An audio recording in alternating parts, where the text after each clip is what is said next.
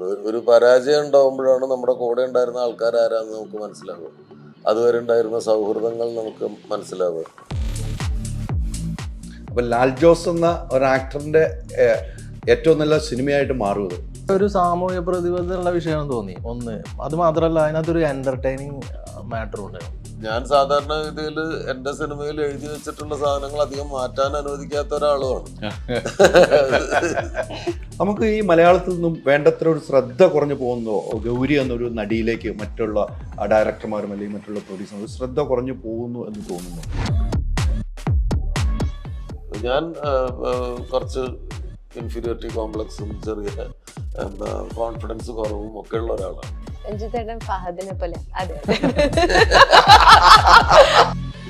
ഈ ലാൽ ജോസ് സാറിനൊക്കെ ഈ ലൊക്കേഷൻ വെച്ചാണ് പരിചയപ്പെടുന്നത് അല്ലേ? എന്തുകൊണ്ട് നേരത്തെ ഈ കൈകളിൽ എത്തിയില്ല?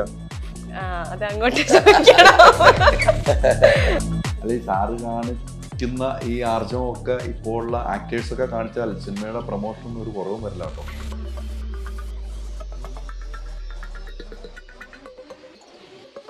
നമസ്കാരം. പുത്തൻ സിനിമയുടെ വിശേഷങ്ങൾ പങ്കുവയ്ക്കാൻ 3 അതിഥികൾ, 3 പേർക്കും സ്വാഗതം. ഒരു പുതിയ സിനിമ എനിക്ക് ലാൽ ജോസ് സാറിൽ നിന്ന് വേണം തുടങ്ങാൻ. ഇന്ന് ഈ സംവിധാനത്തിൽ സാധാരണ, പക്ഷെ അതിലും അപ്പുറത്തേക്ക് ഒരാളാണ് ഇവിടെ ഇരിക്കുന്നത് അല്ലേ? അവിടെ നല്ല തുടങ്ങണ്ടേ?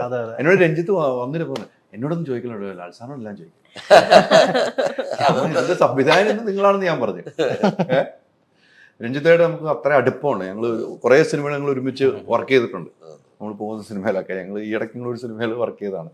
സാറേ, ഒരു വലിയൊരു സിനിമയൊന്നുമല്ല, ചെറിയ സിനിമയാണ്. ഇതിൻ്റെ പേര് തന്നെയാണ് നമുക്ക് അല്ലേ, ഒരു ഭാരത് സർക്കാർ ഉൽപ്പന്നം. നമ്മൾ പണ്ടത്തെ ഞാൻ എൻ്റെ ആക്ടറൊക്കെ കണ്ടിരുന്നു, നേരത്തെ കണ്ടിരുന്നു, ഇൻ്റർവ്യൂ രാജുവിൻ്റെ ഒക്കെ ഇൻ്റർവ്യൂ എടുത്തത്. ഒരു ചരിത്രമുണ്ട് ഈ പേര് അല്ലേ, ചരിത്രമുള്ളൊരു പേരാണ്. ഇതിനകത്ത് ലാൽ ജോസ് സാറ് മാറി അഭിനയിച്ചിരിക്കുന്നത്. സാധാരണ ലാൽ ജോസ് സാറായിട്ട് തന്നെ അഭിനയിക്കുന്നതാണ് ഞാൻ കണ്ടിരിക്കുന്ന സിനിമകളൊക്കെ. ഇതിൽ നിന്നൊരു വ്യത്യസ്തമായാണ് അഭിനയിച്ചിരിക്കുന്നത്. ഇതിൻ്റെ കഥാപാത്രങ്ങളും ഈ സിനിമയിലേക്ക് വരാനുള്ള ഒരു കാരണവും ഒന്ന് വ്യക്തമാക്കി തരുമോ? ഈ സിനിമയിലാണ് ഞാൻ ആദ്യമായിട്ടാണെങ്കിൽ ഒരു ഫുൾ ലെങ്ത് ക്യാരക്ടർ മറ്റൊരാളായിട്ട്, മറ്റൊരു കഥാപാത്രമായിട്ട് ഉള്ള ഏറ്റവും വലിയ ക്യാരക്ടർ ആദ്യമായിട്ട് ചെയ്യുന്നത്. അപ്പൊ എൻ്റെ ആദ്യ സിനിമയാണെന്ന് വേണമെങ്കിൽ പറയാം, ഒരു അഭിനേതാവ് എന്നുള്ള നിലയിൽ. പിന്നെ ഈ സിനിമ പൂർത്തിയായതിനു ശേഷം കണ്ട മലയാള സിനിമയിലെ പ്രധാനപ്പെട്ട സീരിയസ് ആയിട്ട് ക്രിറ്റിസിസംസ് ഒക്കെ ചെയ്യുന്ന ആളുകൾ, സീരിയസ് ആയിട്ട് സിനിമ കാണുന്ന ഒരു കൂട്ടം ആളുകൾ ഈ സിനിമയിൽ ലാൽ ജോസിനെ കണ്ടില്ല എന്ന് പറഞ്ഞു. അത് വലിയൊരു സന്തോഷമായിട്ട് ഇരിക്കുന്നു. പിന്നെ ഈ സിനിമയിലേക്ക് വരാനുള്ള കാരണം ഈ സിനിമയുടെ കഥയാണ്. 2 കാരണങ്ങളുണ്ട്. ഒന്ന്, സുധി എന്ന് പറയുന്ന നടൻ, അദ്ദേഹം എൻ്റെ സിനിമകളിലൂടെയാണ് ആദ്യകാലത്ത് രംഗത്ത് വന്നത്. ഒരു 16 വർഷമായിട്ടുള്ള അദ്ദേഹത്തിൻ്റെ മലയാള സിനിമയിലെ ഒരു ജീവിതം ഞാൻ നേരിട്ട് കണ്ടിട്ടുണ്ട്, വളരെ അടുത്ത് കണ്ടിട്ടുണ്ട്. എനിക്ക് സ്വന്തം സഹോദരനെ പോലെ ഉള്ള ഒരാളാണ്. അപ്പം സുബീഷ് ആദ്യമായിട്ട് ഒരു സിനിമയിൽ പ്രധാന വേഷത്തിൽ അഭിനയിക്കുന്നു എന്ന് എന്നോട് പറഞ്ഞപ്പോൾ എനിക്ക് വലിയ സന്തോഷം ആയി. കാരണം ഒരാൾ നമ്മുടെ സിനിമയിലൂടെ വരുമ്പോൾ ഞാൻ എപ്പോഴും അവർക്ക് വേണ്ടിയിട്ട് പ്രാർത്ഥിക്കാറുണ്ട്. കാരണം അയാൾ രക്ഷപ്പെട്ടില്ലെങ്കിൽ, അല്ലെങ്കിൽ ആ കൊണ്ടുവരുന്ന ആൾ രക്ഷപ്പെട്ടില്ലെങ്കിൽ അത് നമ്മളുടെയും കൂടി ഒരു സങ്കടമാണ്, നമ്മുടെയും കൂടി ഒരു ബാധ്യതയാണ്. അപ്പോൾ ആ നിലയ്ക്ക് ഏറ്റവും വലിയ സന്തോഷം സുബീഷ് പ്രധാന വേഷത്തിൽ അഭിനയിക്കുന്ന ഒരു സിനിമ, അത് വെറുതെ ഒരു സിനിമയല്ല, ഒരു നല്ല സിനിമയാണ്. അതിൻ്റെ കഥ നിസാം റാവുത്തറാണ് എന്നോട് ആദ്യമായിട്ട് പറയുന്നത്. ആ കഥ കേട്ടപ്പോൾ തന്നെ എനിക്കത് ആ സിനിമയിലൊരു പ്രതീക്ഷയുണ്ട്. സിനിമ തിയേറ്ററിലെ ആളുകളിലേക്ക് എത്തുക എന്നുള്ളത് രണ്ടാമത്തെ കാര്യമാണ്. ആദ്യം അത് നമുക്ക് ഇഷ്ടമാവണം. അപ്പം അതിലൊരു പുതിയ സംവിധായകൻ രഞ്ജിത്ത് ഡയറക്റ്റ് ചെയ്യുന്നു, നിസാം എഴുതുന്നു, സുബീഷ് പ്രധാന വേഷത്തിൽ അഭിനയിക്കുന്നു, ഗൗരിയും വിനീതും ഒക്കെ നമുക്ക് പരിചയമുള്ള ആളുകൾ ഇതിൽ അഭിനയിക്കുന്നു. അപ്പം ആ സിനിമയുടെ കൂടെ നിൽക്കുക എന്നുള്ളതായിരുന്നു ഞാൻ ഈ സിനിമയിലേക്ക് വരുമ്പോൾ വിചാരിച്ചത്. ഞാൻ അതിലൊരു ചെറിയ ക്യാരക്ടർ ആണെന്നാണ് ആദ്യം വിചാരിച്ചത്. പക്ഷെ സിനിമയിലൊരു പ്രധാന റോളുള്ള കഥാപാത്രമാണ്. അതിൻ്റെ ഡ്യൂറേഷനെ കുറിച്ചല്ല, ക്യാരക്ടറിൻ്റെ സ്ക്രീൻ സ്പേസിനെ കുറിച്ചല്ല, പക്ഷെ കഥയിലൊരു പ്രധാന വഴിത്തിരിവുണ്ടാക്കുന്ന കഥാപാത്രമാണ്. അപ്പം ലാൽ ജോസ് എന്ന ഒരു ആക്ടറിൻ്റെ ഏറ്റവും നല്ല സിനിമയായിട്ട് മാറുന്നത് ഈ സിനിമ ആളുകളിലേക്ക് എത്തുമ്പോൾ ഞാൻ പതിവ് ലാൽ ജോസ് കഥാപാത്രങ്ങളായിരിക്കില്ല ചെയ്യുന്നത് ഇതില്. മറ്റൊരു താരമായ നടനായി മാറിയാണ്. താരമായിട്ടല്ല, അറ്റ്ലീസ്റ്റ് എനിക്ക് എൻ്റെ ഒരു പേഴ്സണൽ ഫീച്ചേഴ്സ് അധികം ഇല്ലാത്തൊരു കഥാപാത്രമായിട്ട് അഭിനയിക്കാൻ പറ്റി. അല്ല, ഇപ്പൊ ഈ പറയുന്ന പോലെ ഡയറക്ടർമാരൊക്കെ അഭിനയത്തിലേക്കാണ് വന്നുകൊണ്ടിരിക്കുന്നത് അല്ലേ? ഇപ്പൊ ജോണി ആന്റണി ഒന്നും തിരിഞ്ഞു നോക്കാനുള്ള സമയമില്ല. പുള്ളിക്ക് അല്ലല്ല, ജോണി ബേസിക്കലി ആക്ടർ തന്നെയാണ്. ജോണി ബേസിക്കലി ആക്ടറാണ്. അപ്പൊ ജോണി ഡയറക്ടർ ആയിരിക്കുമ്പോഴും അസിസ്റ്റന്റ് ഡയറക്ടർ ആയിരിക്കുന്ന കാലത്തും ഒക്കെ ജോണിയിലൊരു നടനുണ്ടായിരുന്നു. എൻ്റെ കാര്യത്തിൽ അങ്ങനെയല്ല. ഞാൻ ബേസിക്കലി ഒരു ആക്ടിങ് മെറ്റീരിയൽ അല്ല, ആക്ടർ മെറ്റീരിയൽ അല്ല, ഞാനൊരു ആക്ടറും അല്ല.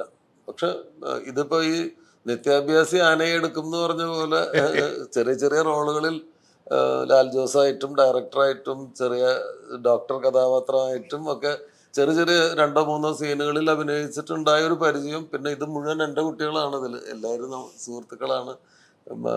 അപ്പം അതുകൊണ്ട് ഒരു സഭാകമ്പം കുറവുണ്ടായിരുന്നു ഇതിൽ ചെയ്യുമ്പോൾ. പിന്നെ കഥ ആദ്യമേ ഫുൾ ഈ സിനിമയുടെ സ്ക്രിപ്റ്റ് മൊത്തം ഞാൻ നിസാം റാവുത്തറിൽ നിന്ന് കേട്ടതാണ്. രഞ്ജിത്ത് പിന്നീട് പറഞ്ഞിട്ട് വിശദമായി പറഞ്ഞു തന്നാണ്. പിന്നെ എൻ്റെ അസോസിയേറ്റ് തന്നെയാണ് ഈ സിനിമയിൽ രഞ്ജിത്തിൻ്റെ അസോസിയേറ്റ് ആയിട്ട് വർക്ക് ചെയ്തത്. അപ്പോൾ ഒക്കെ നമ്മുടെ ആളുകൾ എന്നുള്ളൊരു കോൺഫിഡൻസ് ഉണ്ടായിരുന്നു. അപ്പോൾ അത് കുറച്ച് സഹായിച്ചിട്ടുണ്ടാവും. തീർച്ചയായിട്ടും അത്രയും സഹായമായിരിക്കുമല്ലോ ഏറ്റവും ഒരു ആക്ടർ എന്ന നിലയിൽ. ഡയറക്ടർ അതിപ്പോ എല്ലാ സിനിമയിലും അങ്ങനെ സംഭവിച്ചോളന്നില്ല. ഇല്ല. അപ്പൊ അതൊരു ബേസിക് ആക്ടറായിട്ട് ഞാൻ ഇനിയും മാറേണ്ടതുണ്ട്. അപ്പൊ അങ്ങനെ ആകുമ്പോഴേ അതും സംഭവിക്കുള്ളൂ. ഇതില് എല്ലാ ഘടകങ്ങളും അനുകൂലമായിരുന്നു. അപ്പൊ അഭിനയിക്കുന്നതൊക്കെ നല്ല ടാലന്റ് ആയിട്ടുള്ള. അല്ല, ഇതിലിപ്പോ പ്രധാനപ്പെട്ട കാര്യം ലാൽ സാർ പറഞ്ഞതിൽ നിന്ന് എനിക്ക് മനസ്സിലായി, ഇതിൽ ഒരു വേറൊരു കഥാപാത്രം ഒരിക്കലും ലാൽ ജോസിനെ അല്ല നിങ്ങൾ കാണുന്നത് പോലെ. ഒരു ഡയറക്ടർ എന്ന നിലയിൽ ഇപ്പം ഒരു അഭിനയിക്കുമ്പോൾ പറഞ്ഞു ഒരു സഭാകമ്പമൊന്നും ഇല്ലായിരുന്നു, എല്ലാവരും അറിയുന്നവരായിരുന്നു എന്ന് പറയും. അങ്ങനെ ചില സമയത്ത് നമ്മുടെ സിനിമയിലേക്ക് വരുന്നവർക്ക് ഉണ്ടാകാറില്ലേ? സാറ് ഡയറക്റ്റ് ചെയ്യുന്ന സിനിമയിലേക്ക് വരുമ്പോൾ അവർക്ക് ഒരു സഭാകമ്പം ഉണ്ടാവുന്നു, ഒരു പ്രശ്നങ്ങൾ വരുന്നു, ഡയലോഗ് വരുമ്പോൾ തെറ്റുന്നു. അങ്ങനെയൊക്കെ വരുമ്പോൾ ലാൽ ജോസ് എന്ന ഡയറക്ടർ ആ സമയത്ത് എന്താ ചെയ്യുക? അല്ലല്ല, എൻ്റെ സിനിമയിൽ അഭിനയിച്ചിട്ടുള്ള ആളുകൾക്ക് അറിയാം. ഞാൻ എപ്പോഴും ഒരു ആക്ടറുടെ സൈഡിൽ നിന്ന് ചിന്തിക്കുന്ന ആളാണ്. അവര് കംഫർട്ടബിൾ ആയില്ലെങ്കിൽ, ഇപ്പൊ ഒരു ചിത്രകാരന് ക്യാൻവാസും പെയിന്റും പോലെയാണ് ഒരു ഡയറക്ടർക്ക് അയാളുടെ ആക്ടേഴ്സ്. അപ്പൊ അവരുടെ മുഖത്ത് കൂടെയാണ് നമ്മൾ പറയാൻ ഉദ്ദേശിക്കുന്ന കാര്യങ്ങൾ സ്ക്രീനിൽ വരേണ്ടത്. അപ്പൊ അവരെ കംഫർട്ടബിൾ ആക്കുക എന്നുള്ളത് ഞാൻ എപ്പോഴും ചെയ്യാറുള്ള കാര്യമാണ്. അതാണ് ഞാൻ അങ്ങനെ ഒരു ചോദ്യം ചോദിച്ചത്. രഞ്ജിത്തെ, ഇതിനെ ഒന്നും മിണ്ടാതിരിക്കണേ. സാറ് പറയുമ്പോൾ ശ്രദ്ധിച്ചിരിക്കുവാണ്. ഒരു പുതിയ സംവിധാനമാണ് നമുക്ക് 2024 പ്രേക്ഷകർക്ക് മുമ്പിലേക്ക് വെക്കാൻ പോകുന്നത്. എന്ത് തോന്നുന്നു ഈ നിമിഷത്തിൽ? സന്തോഷം തോന്നുന്നു. ഒത്തിരി സിനിമകൾ അസോസിയേറ്റ് ചെയ്ത് അഭിനയിച്ചിട്ടുണ്ട്. എല്ലാ മേഖലയും ചെറിയ വേഷം, ചെറിയ വേഷമാണ് എല്ലാം. ഇപ്പൊ ലാൽ ജോസ് സാർ പറഞ്ഞു ചെറിയ വേഷങ്ങളാണ് ചെയ്തു വന്നെങ്കിൽ ഇപ്പോഴാണ് എന്ന് പറഞ്ഞ സമയത്ത് അഭിനയിച്ചു വരാം. അവിടെ ഒരു ആള് ഇല്ലെങ്കിൽ നമ്മൾ കയറി അഭിനയിക്കാന്നുള്ളതിരിക്കും. പക്ഷെ എങ്കിലും ഒരു സംവിധായകൻ എന്ന നിലയിലേക്ക് എത്തിയപ്പോൾ അഭിമാനത്തിന്റെ ഒരു മുഹൂർത്തം തന്നെയാണ്. അത് ഇപ്പോൾ ഇരിക്കുന്നത് ഏറ്റവും നല്ലൊരു സംവിധായകന്റെ അടുത്താണ്. ലാൽ ജോസ് സാറ് ഇവിടെ വന്നിരിക്കുന്ന ഒരു ക്യാരക്ടർ ചെയ്യാൻ വേണ്ടിയാണ്, ഒരു ആക്ടറായിരുന്നു. താങ്കളാണ് ആക്ഷനും കട്ടും പറയുന്നത്. ആ മുഹൂർത്തം എങ്ങനെയാണ് ഓർത്തെടുക്കുക? അല്ല, ആദ്യത്തെ സിനിമയിൽ തന്നെ സാറിനെ പോലെ ഒരാളെ വെച്ച് അഭിനയിപ്പിക്കാന്ന് പറഞ്ഞാൽ അതൊരു വലിയ കാര്യമില്ല. പിന്നെ ഈ സിനിമേന്റെ ആദ്യം തന്നെ സാറായിരുന്നു ആ വേഷത്തിനുണ്ടായിരുന്നത്. അത് നമ്മളെയൊക്കെ ഞെട്ടിപ്പിച്ചുകൊണ്ട് സാർ അഭിനയിച്ചു. അവസാനം പടം കണ്ട എല്ലാവർക്കും ഭയങ്കര ഇഷ്ടപ്പെട്ടു സാറിന്. അതാണ് ഇത് ഒരു ഡയറക്ടർ എന്ന സ്വപ്നം വലുതാണ് അല്ലേ? നമ്മൾ ആഗ്രഹിക്കുന്നതാണ്. ഡയറക്ഷൻ ആകാൻ വേണ്ടിയാണല്ലോ അസിസ്റ്റന്റും അസോസിയേറ്റും ആയിട്ട് പോകുന്നത്. ഇത് എത്ര നാളത്തെ ഒരു പരിശ്രമമാണ് ഈ സബ്ജക്റ്റ്? എത്ര വർഷമായിരുന്നു ഈ സബ്ജക്റ്റ്, ഈ കഥ? ഇത് 1.5 വർഷം ആയി. അതിന്റെ എഴുത്തും പിന്നെ ഷൂട്ട് പിന്നെ മഴയൊക്കെ വന്നിട്ട് കുറച്ച് സമയം അങ്ങനെയൊക്കെ ഇടയിൽ വന്നു. അല്ല, ഒത്തിരി വൈകിയില്ല ഈ സബ്ജക്റ്റ്. പെട്ടെന്നൊരു സിനിമ ഉണ്ടാക്കാൻ പെട്ടെന്നുണ്ട്. ഈ നേരത്തെ ഞാൻ ചോദിച്ച ഈ ഒരു ഭാരത് സർക്കാർ ഉൽപ്പന്നം എന്ന് പറയാൻ നമുക്കറിയാം, അതിലേക്ക് പോയി കഴിഞ്ഞാൽ നമ്മൾ അധികരണവുമായിട്ട് കുടുംബാസൂത്രവുമായിട്ട് ബന്ധപ്പെട്ടാണ് സർക്കാർ ആശുപത്രിയിൽ ഈ ബോർഡുകൾ വന്നത്.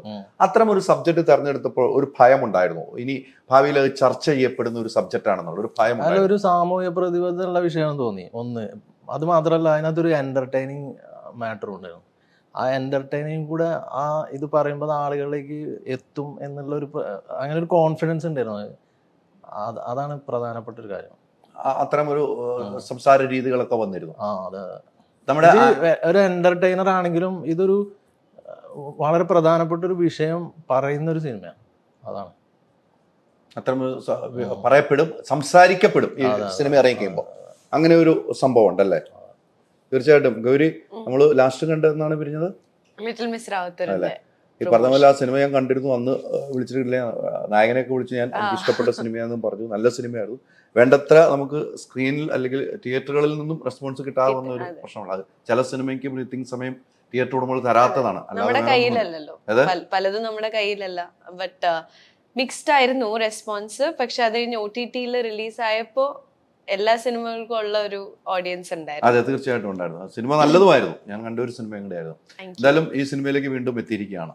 എങ്ങനെയുണ്ട് ഈ സിനിമ? കഥയൊക്കെ കേട്ട് കഴിഞ്ഞപ്പോൾ? കഥയാണ് ഞാൻ ഈ സിനിമ എടുക്കാനും, ചിലവർ ചോദിച്ചു ഇതിൽ ലീഡ് അല്ല, പക്ഷെ ഞാൻ ഈ ഒരു സിനിമ അപ്രോച്ച് ചെയ്യേണ്ടത് നമ്മൾ അങ്ങനെയല്ല. ഇപ്പൊ ലാൽ സാർ പറഞ്ഞ പോലെ തന്നെ ഇതൊരു കൂട്ടായ്മ പോലെ എല്ലാവർക്കും അവരുടേതായ ഒരു സ്പേസ് നൽകുന്ന ഒരു കഥയാണിത്. ഇതിൽ ഞാനൊരു ആശാ വർക്കറായിട്ടാണ് അഭിനയിക്കുന്നത്. അത് തന്നെ എനിക്കൊരു ഭയങ്കര ഇൻസ്പയറിംഗ് ആയിട്ടുള്ളൊരു ഫിഗർ ആണ്. ബിക്കോസ് ഒരു ആശാ വർക്കർ ആരാണെന്ന് എനിക്ക് അറിഞ്ഞുകൂടായിരുന്നു. എനിക്ക് കോവിഡ് വന്നപ്പം നാട്ടിൽ ഞാൻ ക്വാറന്റീൻ ആയിരുന്നപ്പോൾ അപ്പോഴാണ് ആശാ വർക്കർ പച്ചക്കറി തരുന്നു, പിന്നെ മരുന്ന് നമ്മുടെ ഡോർ സ്റ്റെപ്പിൽ കൊണ്ടുവരുന്നു. അപ്പൊ ആ സമയത്താണ് ആശാ വർക്കർ ആരാണെന്ന് ഞാൻ തന്നെ മനസ്സിലാക്കിയത്. അപ്പൊ അങ്ങനെ ഒരു കഥ അത്രയും എന്റർടൈനിങ് ആണ്. പക്ഷെ ആ ഒരു വൺ ലൈനിൽ തന്നെ നമ്മളെ ഹുക്ക് ചെയ്യാൻ പറ്റിയ ഒരു എലിമെന്റ് ഉണ്ട് ഈ കഥയിൽ. അപ്പൊ നിസാമയ്ക്കാണ് എന്നെയും ആദ്യം വിളിച്ചതും. ഞാൻ കഥ കേട്ടപ്പോഴും ഞാൻ ഭയങ്കര ഇന്നായി അപ്പൊ തന്നെ. പിന്നെ ടോട്ടൽ ആസ് എ പാക്കേജ് എനിക്ക് തോന്നുന്നു എല്ലാവരുടെയും കൂടെ അഭിനയിക്കാനും, ലാൽ സാറിനെ പോലെ ഒരു എക്സ്പീരിയൻസ് ഡയറക്ടറും, വിനീതുണ്ട്, ഷെല്ലി ചേച്ചി, അങ്ങനെ ഞാൻ ഭയങ്കരമായിട്ട് എൻജോയ് ചെയ്തു. നോർത്ത് കേരള, ഞാൻ ഇവിടെ വൈക്കം സ്വദേശിയാണ്. അപ്പൊ എനിക്ക് നോർത്ത് കേരളയായിട്ട് അത്ര എക്സ്പോഷർ ഇല്ലായിരുന്നു. അപ്പൊ ആ സ്ലാങ് പിടിക്കുന്നതും, അപ്പൊ അങ്ങനെ എനിക്ക് തോന്നുന്നു പേഴ്സണലി കുറച്ച് ചാലഞ്ചിങ് ആയിരുന്നു. ഞാൻ എൻ്റെ ജീവിതം ഒരു സിറ്റി ലൈഫ് അല്ലാതെ ശരിക്കൊരു നാടൻ ക്യാരക്ടർ, അത് മാത്രമല്ലാതെ നമ്മൾ അത്ര കാണാത്തൊരു നോർത്ത് സൈഡ് ഉണ്ടല്ലോ. അപ്പൊ അങ്ങനെ ഞാൻ ഭയങ്കരമായിട്ട് എൻജോയ് ചെയ്തൊരു സിനിമയാണ്. I am very excited. തീർച്ചയായിട്ടും ഒത്തിരി സിനിമകൾ ചെയ്തു, തമിഴിലാണെങ്കിലും ഒത്തിരി സിനിമകൾ ചെയ്തു, മലയാളത്തിലും സിനിമകൾ ചെയ്തു വരികയാണ്. നമുക്ക് ഈ മലയാളത്തിൽ നിന്നും വേണ്ടത്ര ഒരു ശ്രദ്ധ കുറഞ്ഞു പോകുന്നോ ഗൗരി എന്നൊരു നടിയിലേക്ക് മറ്റുള്ള ഡയറക്ടർമാരും അല്ലെങ്കിൽ മറ്റുള്ള പ്രൊഡ്യൂസർമാരും ശ്രദ്ധ കുറഞ്ഞു പോകുന്നു എന്ന് തോന്നുന്നുണ്ടോ? അങ്ങനെ എനിക്ക് തോന്നുന്നില്ല. എനിക്ക് തോന്നുന്നു അത് ഞാൻ ചെയ്യുന്ന വർക്ക് അനുസരിച്ച് പോലും ഇരിക്കും. ഇപ്പൊ അനുഗ്രഹീതൻ ആന്റണി കഴിഞ്ഞിട്ട് എന്നെ നോട്ടീസ് ചെയ്യാൻ പറ്റിയ ഒരു ക്യാരക്ടർ അല്ലെങ്കിൽ ഒരു സിനിമ ഇതുവരെ വന്നിട്ടില്ല. അതിൻ്റെ ഇടയ്ക്ക് 2 മൂവീസ് ചെയ്തെങ്കിലും ഒരു മൾട്ടി സ്റ്റാറർ ആയിരിക്കും, അല്ലെങ്കിൽ ഇപ്പൊ റാവുത്തർ പറഞ്ഞ പോലെ അത് റീച്ച് ആയില്ല. അപ്പൊ ഒരിക്കലും അവരെന്നെ നോട്ടീസ് ചെയ്തില്ല എന്ന് എനിക്ക് അങ്ങനെ ഒരു ഫീലിംഗ് വന്നിട്ടില്ല.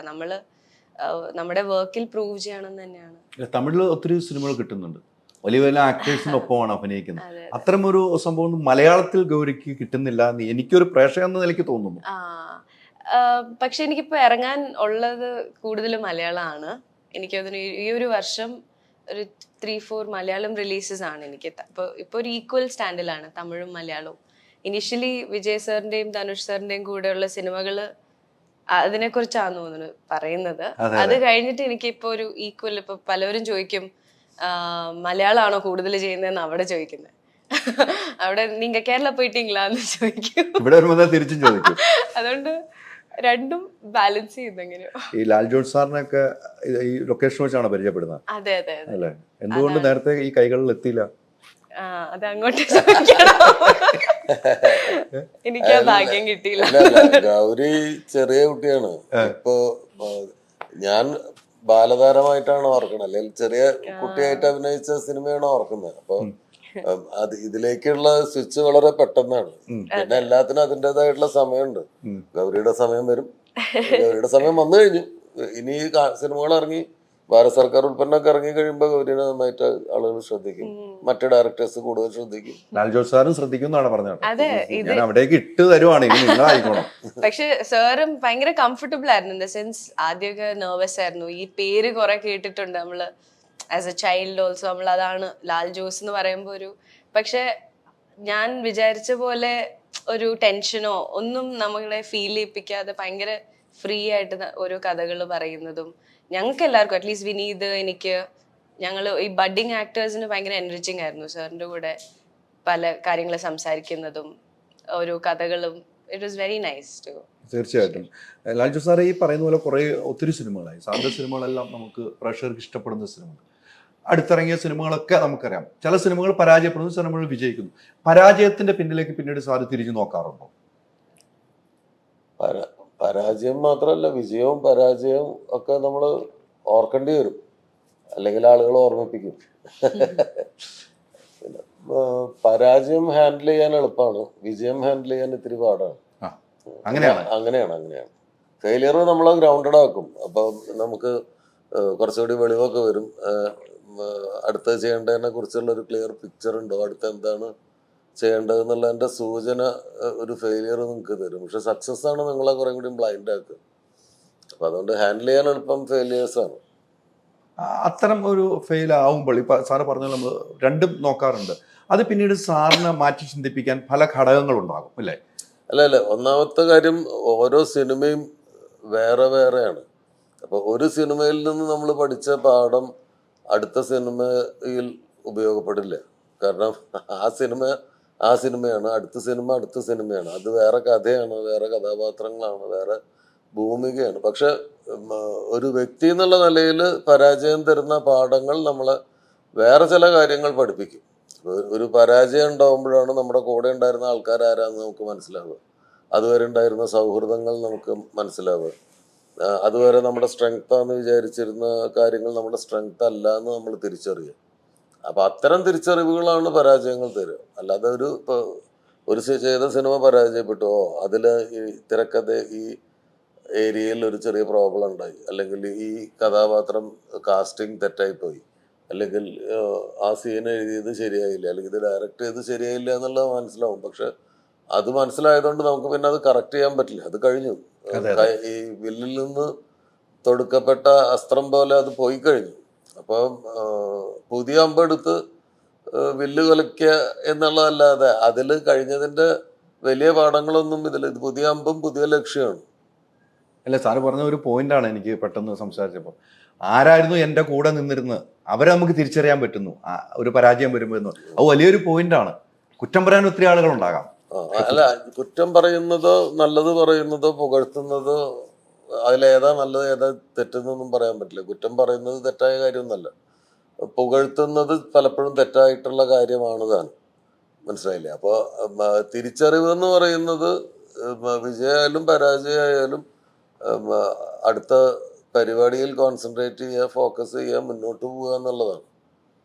അപ്പോൾ അതിനുള്ള ഊർജം എവിടെ നിന്നാണ് കിട്ടുക, അവിടെ നിന്ന് അത് സംഭരിക്കുക, അടുത്ത മുന്നോട്ടുള്ള പോക്കിന് വേണ്ട കാര്യങ്ങൾ ചെയ്യുക എന്നുള്ളതാണ്. ഇപ്പോൾ ഭാരത സർക്കാർ ഉൽപ്പന്നം എന്ന് പറയുന്ന സിനിമ എന്നെ സംബന്ധിച്ചിടത്തോളം അങ്ങനെ എനിക്കൊരു എനർജി തന്ന ഒരു വർക്കാണ്. ആ വർക്ക് എങ്ങനെയാണെന്ന് വെച്ചാൽ, ഞാൻ ഒരു സംഘം പുതിയ ചെറുപ്പക്കാരുടെ കൂടെ വർക്ക് ചെയ്യും. ഇപ്പം ഞാൻ ഡയറക്റ്റ് ചെയ്തുകൊണ്ടിരിക്കുന്ന സമയത്ത് ഞാൻ കണ്ടുമുട്ടാൻ സാധ്യതയില്ലാത്ത, കണ്ടുമുട്ടിയിട്ടില്ലാത്ത ആളുകളോടൊപ്പം വർക്ക് ചെയ്യാനുള്ള അവസരമാണ് പുതിയ ഒരു സിനിമാറ്റോഗ്രാഫർ, പുതിയ ഒരു സ്ക്രിപ്റ്റ് റൈറ്റർ, പുതിയൊരു ഡയറക്ടർ, ഈ പുതിയ കുട്ടികൾ അഭിനയിക്കുന്ന പുതിയ ആൾക്കാർ. എൻ്റെ സിനിമകളിൽ ഇവരാരും അഭിനയിച്ചിട്ടില്ല.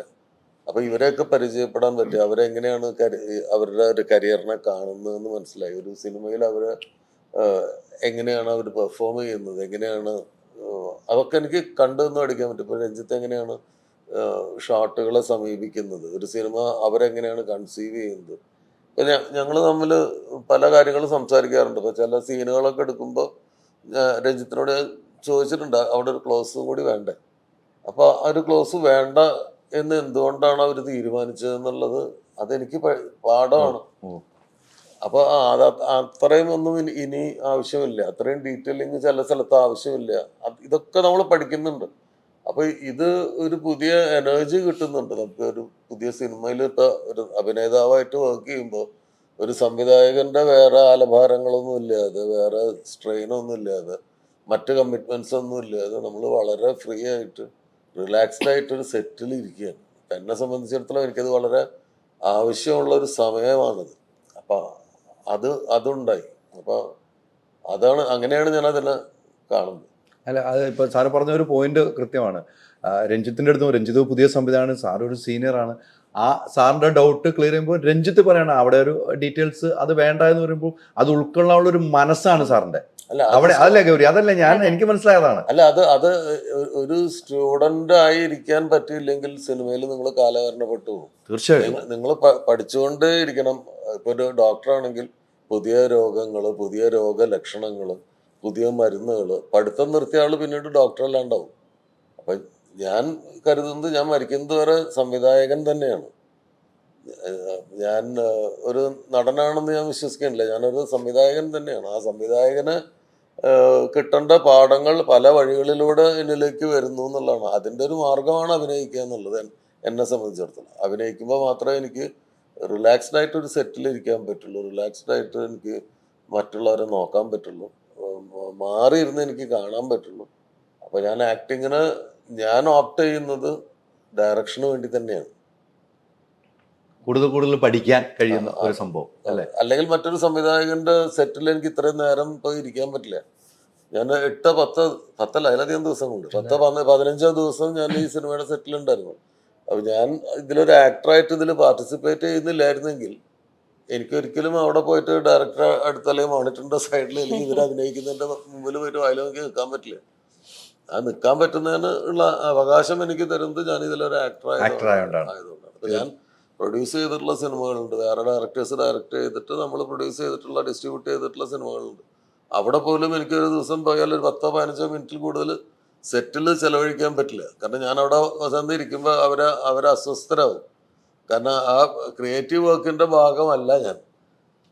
അതേസമയം ഇതിൽ എനിക്ക് അവിടെ ഇരിക്കാം. ഇവരെല്ലാവരും റിലാക്സ്ഡ് ആണ്. കാരണം ഞാൻ അവരുടെ ക്രിയേറ്റീവ് വർക്കിന്റെ ഒരു ടൂളാണ്, ഒരു ഭാഗമാണ്. അപ്പൊ അങ്ങനെയാണ് ഞാൻ ആക്ടിങ്ങിന് എടുക്കുന്നത്. ഒരു സെറ്റിലേക്കുള്ള കടന്നിരിക്കാനുള്ള, സെറ്റിന്റെ ഭാഗമാകാനുള്ള അവകാശമായിട്ടാണ്. തീർച്ചയായിട്ടും കാണുന്നത്. രഞ്ജിത്ത് പറഞ്ഞത്, സാറ് പറഞ്ഞ ഡീറ്റെയിൽസ് ആയിട്ട് കുറെ കാരണം, ഇത് ക്ലോസ് വേണോ അല്ലെങ്കിൽ വൈഡ് വേണോ എന്നൊക്കെ ചിന്തിക്കുമ്പോൾ അല്ല, അപ്പുറം ഓപ്പോസിറ്റ് ഇരിക്കുന്ന നടനുമാണ്, നമ്മളെന്നും ഇഷ്ടപ്പെടുന്ന ഡയറക്ടറുമാണ്.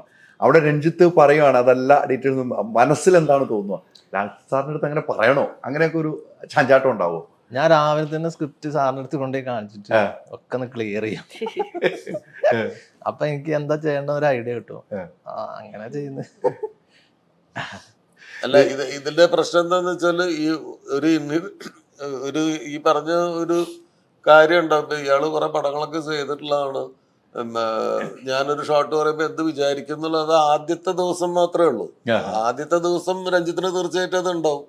അപ്പൊ അത് ക്ലിയർ ചെയ്തിട്ടത് എൻ്റെ റെസ്പോൺസിബിലിറ്റിയാണ്. അപ്പൊ ആദ്യമേ തന്നെ ഞാൻ കംപ്ലീറ്റ്ലി സറണ്ടർ ചെയ്തു രഞ്ജിത്തിന്റെ അടുത്ത്, അവരുടെ ടീമിന്റെ അടുത്ത്, ക്യാമറാമാൻ്റെ അടുത്തും ഒക്കെ പറഞ്ഞു ഞാൻ സംവിധായകൻ ലാൽ ജോസ് എന്നുള്ള രീതിയിൽ തന്നെ കാണുക വേണ്ട. ഇവിടെ എൻ്റെ ഫോക്കസ് അഭിനയിക്കുന്നതിലാണ്. അതിൽ വേണ്ട കറക്ഷൻസും കാര്യങ്ങളും പറഞ്ഞു തരിക എന്നുള്ളതാണ്. പിന്നെ സ്വാഭാവികമായിട്ടും ഒരു മനുഷ്യൻ എന്നുള്ള നിലയിൽ ഇത്രയും കാലം ചെയ്തിട്ടുള്ള ഒരു ജോലിയുടെ ഭാഗം കൂടി ഇതായതുകൊണ്ട് ചില സംശയങ്ങളുണ്ടെങ്കിൽ ഞാൻ ചോദിക്കാം. അപ്പൊ നിങ്ങൾ അസ്വസ്ഥരാവരുത് എന്ന് ആദ്യമേ പറഞ്ഞിട്ടുണ്ടായിരുന്നു. ആ ചോദ്യങ്ങൾ ഇടയ്ക്ക് ഞാൻ ചോദിച്ചിട്ടുണ്ട്. ഇത് വേണോ, ഇവിടെ ഇങ്ങനെ പറയണോ, ഇത്രയും പറയണോ, അല്ലെങ്കിൽ ഇതിൽ അയാളുടെ ഒരു റിയാക്ഷനും കൂടി വേണോ എന്നൊക്കെ ചോദിച്ചിട്ടുണ്ട്. പക്ഷെ അത് ചിലത് സ്വീകരിച്ചിട്ടുണ്ട്, ചിലത് അവര് അങ്ങനെ ചെയ്തോളാൻ സ്വാതന്ത്ര്യം തന്നിട്ടുണ്ട്. ഇപ്പൊ എൻ്റെ ക്യാരക്ടറിന് വളരെ ലെങ്തി ആയിട്ടുള്ള ഡയലോഗ്സ് ഒക്കെ ഉണ്ട്. അപ്പൊ എനിക്ക് ഓർമ്മിച്ച് വെച്ചിട്ട് ഡയലോഗ് പറയലാണ് നടൻ എന്നുള്ള നിലയിൽ ഞാൻ നേരിടുന്ന ഏറ്റവും വലിയ വെല്ലുവിളി. വലിയ ഡയലോഗുകൾ ഓർത്തു വെക്കുക എന്നുള്ളതാണ്. അപ്പം ഞാൻ സാധാരണ ഇതിൽ എൻ്റെ സിനിമയിൽ എഴുതി വെച്ചിട്ടുള്ള സാധനങ്ങൾ അധികം മാറ്റാൻ അനുവദിക്കാത്ത ഒരാളുമാണ്. ഈ ഗൗരവമുള്ള സീക്വൻസുകളിലൊന്നും, ഹ്യൂമർ സീക്വൻസുകളിൽ നാച്ചുറലി പെർഫോം ചെയ്യുമ്പോൾ മാറും. അല്ലാത്തതിൽ ചില വാക്കുകളൊന്നും മാറ്റാൻ ഞാൻ സമ്മതിക്കുക തന്നെയില്ല. അപ്പം ഞാൻ തന്നെ ഇവിടെ വന്നിട്ട് മാറ്റുമ്പോൾ ഉള്ളൊരു കുറ്റബോധമുണ്ട് മാറ്റേണ്ടി വരുമ്പോൾ. അപ്പൊ ഞാൻ കൺസെന്റ് മേടിച്ചിട്ടുണ്ട്, ഡയറക്ടറുടെയും റൈറ്ററുടെയും ഒക്കെ കൺസെന്റ് മേടിച്ചിട്ട് ഇതേ ആശയമാണ്, ചിലപ്പോൾ ഇങ്ങനെ 1-2 വാക്കുകളൊക്കെ മാറും, അല്ലെങ്കിൽ സ്ട്രക്ചറിൽ ചെറിയ മാറ്റം ഉണ്ടാവും, അങ്ങനെ പറഞ്ഞാൽ മതിയോ എന്ന് ചോദിക്കും. എന്നിട്ട് ഞാനത് പറഞ്ഞു കേൾപ്പിക്കും. ഡയറക്ടർ മാത്രമല്ല, ഒപ്പം അഭിനയിക്കുന്ന ആക്ടേഴ്സ് അടക്കം എല്ലാവരും അല്ല ഇത് ഓക്കെയാണ് സാർ, ഇത് ഓക്കെയാണെന്ന് പറയുമ്പോഴാണ് ഞാനത് പറഞ്ഞിട്ടുള്ളത്. അപ്പോൾ അങ്ങനെ ഒരു ഫ്രീഡം അവര് തന്നിട്ടുണ്ട്. അതും എന്നോടുള്ള സ്നേഹം കൊണ്ട് തന്നെയാണ്. അല്ല, ഇത്രയും ഓപ്പൺ ആയിട്ട് പറയുന്ന ആളുകളെ ഞാൻ കണ്ടില്ല. അതിനകത്ത് എനിക്ക് ഓപ്പൺ ആയിട്ട് കണ്ട് എൻ്റെ സിനിമയിൽ ഞാൻ ഇങ്ങനെ ഉള്ള ഡയലോഗുകൾ മാറ്റാൻ പോലും ഞാൻ അനുവദിക്കില്ല. ഇതിൽ വന്നപ്പോൾ ഒരു ആക്ടർ എന്ന നിലയിൽ അത് മാറ്റാനുള്ള ഒരു അനുമതി വാങ്ങുന്നു എന്ന് പറഞ്ഞാൽ അങ്ങനെയൊന്നും തുറന്നു പറയുന്നത് വളരെ ചുരുക്കമാണ് കേട്ടോ സാർ. അല്ല, ഒത്തിരി പേര് ഇന്റർവ്യൂസ് എടുത്തിട്ടുണ്ട്. അതാണ് സത്യം, അത് അങ്ങനെയാണത്. അതാണ് നേരായ വഴി അല്ലെ? അങ്ങനെ തെരഞ്ഞെടുക്കുമ്പോഴാണ് നമുക്കൊരു വിജയം ഉണ്ടാവുക. തീർച്ചയായിട്ടും ഒരു കുറെ പാഠങ്ങളാണ് അല്ലെ? അല്ലെ, മാസ്റ്റർ ക്ലാസ് പോലെ. അതെ, ലാൽജോസ് സാറിന്റെ അടുത്ത് കുറെ പാഠങ്ങൾ പഠിക്കാൻ പറ്റും. അദ്ദേഹം എത്രയോ സിനിമകൾ എത്രയോ താരങ്ങളെ കൊണ്ടുവന്ന ഒരു വ്യക്തിയാണ് അല്ലെ? ഈ ലാൽജോസ് സാറിനെ അവിടെ വെച്ച് കാണുന്നത്, ലാൽജോസ് സാറിന് എപ്പോഴും ഉള്ള ഒരു പോസിറ്റീവ് വശം അവിടെ നിന്ന് ഇങ്ങനെ നോക്കി കാണുമ്പോൾ എന്താ തോന്നിയത്? ഇത് തന്നെയാണ് പുള്ളി സാറിന്റെ ഒരു ത്വരയുണ്ടല്ലോ ഇനിയും പഠിക്കാനുള്ളൊരു ആ ഒരു എക്സ്പീരിയൻസിലും അങ്ങനെ വിചാരിക്കാൻ പറ്റുന്നുണ്ടല്ലോ. അപ്പൊ നമുക്ക് എല്ലാവർക്കും അത് ഭയങ്കര ഒരു ഹംബ്ലിങ് എക്സ്പീരിയൻസ് ആയിരുന്നു. സാർ ഇത്ര ഓപ്പൺ ആണ്. ഇക്ക പറഞ്ഞ പോലെ ഒരാള് ഇത് മതിയോ എന്ന് ചോദിക്കുന്നത് അത് ടോളറേറ്റ് ചെയ്യാൻ പറ്റുന്ന ഒരു ഈഗോ ഇല്ലാതെ, അല്ലാതെ ഞാൻ ഇത്രയും എക്സ്പീരിയൻസ്ഡ് ആണ് അതൊന്നും ഒരിക്കലും എവിടെയും കൺവേ ആവാത്തൊരു വഴിയിലാണ് സാർ എപ്പോഴും. സാറിന്റെ അത് ഭയങ്കര ഇൻസ്പയറിംഗ് ആണ് ഞങ്ങൾക്ക് എല്ലാവർക്കും. പിന്നെ സാറിന്റെ സംസാരം ഇങ്ങനെ കേട്ടോണ്ടിരിക്കാം. നമുക്ക് ഷോർട്ട് എപ്പോഴാ വയ്ക്കുന്നത്, എല്ലാവരും ഇങ്ങനെ സാർ ഉണ്ടെങ്കിൽ അവിടെ ചുറ്റും എല്ലാ ആർട്ടിസ്റ്റും ഇങ്ങനെ. പിന്നെ ഷോർട്ട് റെഡി ആകുമ്പോൾ ഇങ്ങനെ വലിച്ചോണ്ട് പോകണം ഞങ്ങള്. നല്ല കുറെ കാര്യങ്ങളുണ്ട് പണ്ടത്തെ. ഇപ്പൊ എന്റെ കുറെ ഫേവറേറ്റ് മൂവീസ് ഉണ്ടാവും. ഞാൻ മീശമാധവൻ, പട്ടാളം. അപ്പൊ അതെങ്ങനെ എടുത്തു. ഇത് വിനീത് ആണെങ്കിൽ ഇതില് എന്റെ കൂടെ അഭിനയിച്ച വിനീത് വാസുദേവൻ ഭയങ്കര ഒരു വാചാലനാണ്. അപ്പൊ പുള്ളിക്ക് നല്ല ഡീറ്റെയിൽസ് എല്ലാം ഓർമ്മയുണ്ട്. അത് എടുത്ത് ഓരോ കാര്യങ്ങൾ ചോദിക്കുമ്പോ വിനീതില് പാട്ടുകളാണ് അല്ലെ, ഭയങ്കര നന്നായി പാടും വിനീത്. പുള്ളി ചാക്യാർ കൂത്തൊക്കെ ചെയ്യുന്ന ആളാണ് വിനീത്. ഞാൻ വിനീതിനൊക്കെ അടുത്ത് പരിചയപ്പെടുന്നത് ഈ സിനിമയിൽ വന്നിട്ടാണ്. തണ്ണീർമത്തൻ ദിനങ്ങളിലെ ഗിരീഷുമായിട്ടുള്ള അയാളുടെ അദ്ദേഹത്തിന്റെ ഒരു അസോസിയേഷനും പൂവൻ എന്ന് പറഞ്ഞ പടം എൻ്റെ സുഹൃത്ത് ഷെബിൻ ബക്രാണ് പ്രൊഡ്യൂസ് ചെയ്തത്. അപ്പൊ അങ്ങനെയൊക്കെ കേട്ടറിവുണ്ട്. ഞാൻ കണ്ടിട്ടുണ്ടായിരുന്നില്ല വിനീതിനെ നേരിട്ട്. വിനീത് സൂപ്പർ ശരണ്യ. അപ്പം വിനീതിനെ പിന്നെ നേരിട്ട് കണ്ടു കഴിഞ്ഞപ്പോ വിനീത് ചാക്യാർ കൂത്തൊക്കെ ചെയ്യുന്ന ഒരാളാണെന്നുള്ളത് എനിക്ക് അറിയില്ലായിരുന്നു. അപ്പൊ അതുകൊണ്ട് ഞങ്ങളുടെ സെഷൻസ് മുഴുവൻ പാട്ടായിരുന്നു. വിനീത് ഒരു റേഡിയോ ആണ്, എപ്പോഴും പാടിക്കൊണ്ടിരിക്കും. അത് ചിലപ്പം ഷോർട്ടിന്റെ സമയത്ത് നമുക്കത് ഡിസ്ട്രാക്ഷൻ ആവും. ഞാൻ വിനീത് കുറച്ചൊരു പാടാതിരിക്കുമോ, നല്ല രസമുണ്ട് കേൾക്കാം. പക്ഷെ നമുക്ക് ആ മൈൻഡിൽ എപ്പോഴും ഒരു ട്യൂൺ ഉണ്ട്. അതാണ് വിനീതിന്റെ ഒരു പ്രോസസ്. പക്ഷെ ഇപ്പം അൻസരിക്കായിരുന്നു ഇതിന്റെ സിനിമാറ്റോഗ്രാഫി. എല്ലാവർക്കും ഒരു പുതിയൊരു ടീമായിരുന്നു. ഇൻ ദ സെൻസ് ഞാൻ ഇതുവരെ ഇവരാരുടെയും കൂടെ വർക്ക് ചെയ്തിട്ടില്ല. അപ്പൊ എനിക്ക് അറ്റ്ലീസ്റ്റ് ആ ഒരു എക്സ്പീരിയൻസ് ഉണ്ടല്ലോ. ഭയങ്കര ഭംഗിയായിരുന്നു. ഞാൻ കാഞ്ഞങ്ങാട്, നീലേശ്വരം, ആ ഒരു കേരള ആ സ്ഥലമൊന്നും ഞാൻ കണ്ടിട്ടില്ല ഇതിനു മുമ്പ്. അതിന്റെ അവിടുത്തെ ഫുഡും അവിടുത്തെ ഭാഷ, as A human being I think നല്ലൊരു എക്സ്പീരിയൻസ് ആയിരുന്നു. ഒരു സിനിമയ്ക്ക് നമ്മൾ ചേരുമ്പോൾ ആ സിനിമയിലോട് നമ്മൾ ചേർന്ന് പോവുകയാണ്. സാധാരണ ഏത് സിനിമയിൽ പോയാലും ഈ സിനിമയിലേക്ക് നമ്മൾ ചേർന്നപ്പോൾ ഈ പറഞ്ഞ പോലെ ലൊക്കേഷൻ ആണെങ്കിലും ഫുഡാണെങ്കിലും എല്ലാം പറയുന്നു. പക്ഷെ ഈ സിനിമയുടെ ഒരു കണ്ടന്റ് ഉണ്ട്, കോണ്ടന്റ് ആണ് ഈ സിനിമ അല്ലെ? ഇതിപ്പോൾ പറയേണ്ട ഒരു സബ്ജക്റ്റ് ആണ് എന്ന് തോന്നിയിട്ടുണ്ട് ഗൗരിക്ക്? ഇത് ഇപ്പോൾ സമൂഹത്തിൽ പറയേണ്ട ഒരു സബ്ജക്റ്റ് ആണ് എന്ന് ഗൗരിക്ക് തോന്നിയോ കഥ കേട്ടപ്പോൾ? എനിക്ക് കഥ കേട്ടപ്പോൾ അതാണ് ആദ്യം തോന്നിയത്.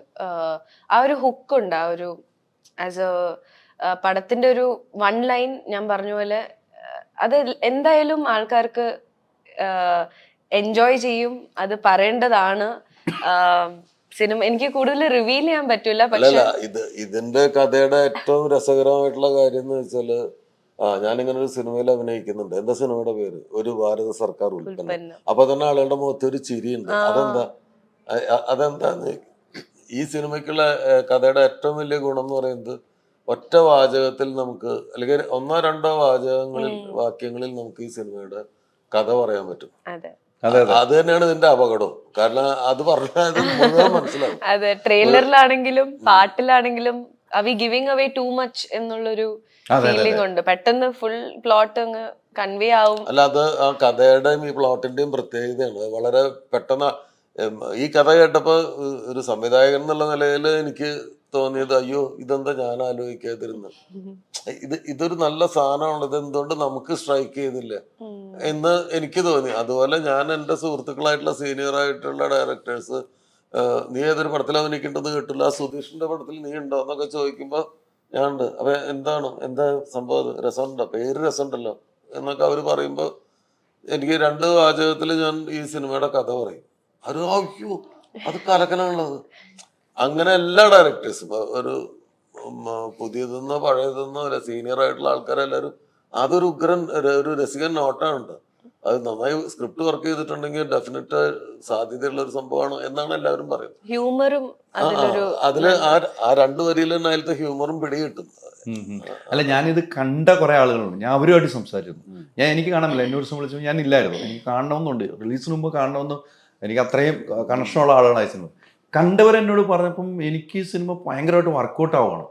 ഒത്തിരി കഥകൾ കേൾക്കണം, ഒത്തിരി സിനിമ. പക്ഷെ ഇപ്പൊ സാറ് പറഞ്ഞ പോലാണ് ഇതിലെല്ലാം ഉണ്ട്, ഈ പേരിലുണ്ട്.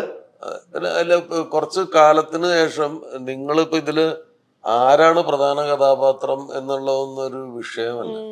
എല്ലാ ആളുകൾക്കും അവരവരുടേതായിട്ടുള്ള ഒരു സ്പേസ് ഉണ്ട്. ഇപ്പൊ ഞാൻ ചെയ്യുന്ന ദാസേട്ടൻ എന്ന് പറയുന്ന ഒരു ക്യാരക്ടറാണ്, നാട്ടിൻപുറത്തെ ഒരാളാണ്. ദാസേട്ടന് ഇതിലൊരു കൃത്യമായിട്ടുള്ള ഒരു പ്ലേസ്മെന്റ് ഉണ്ട്. ഗൗരി ചെയ്യുന്ന കഥാപാത്രത്തിന് അതുപോലെ ഈ കഥയെ മുന്നോട്ട് കൊണ്ടുപോകാനുള്ള അത്രയും ഇമ്പോർട്ടൻസ് ഉണ്ട്. ഗൗരിക്ക് ഒരു റിലേഷൻഷിപ്പ് ഉണ്ട്. അങ്ങനെയൊക്കെയുള്ള കാര്യങ്ങൾ ഓരോ ആളുകൾക്കും വിനീതിന്റെ ക്യാരക്ടറിന് ഒരു ഇമ്പോർട്ടൻസ് ഉണ്ട്.